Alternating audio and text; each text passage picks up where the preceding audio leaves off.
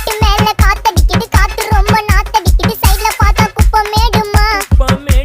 ஒச்சக்கல்ல பொரி பிரியாணி, அச்சிக்கலாம் கிட்ட வரியாணி, கச்சா மேங்கோ பைட்டு பைட்டுமா. போலீஸ் மாமா கெஞ்சா விட்டார், கெஞ்ச கெஞ்ச என்ன நிக்க வச்சு ஒரு நோட்டு புக்ல என்ன போட சொன்னா சைன். 2 மணி நேரம் சும்மா நிக்க வச்சு விட்டு போச்சு முட்டி செத்து போச்சு.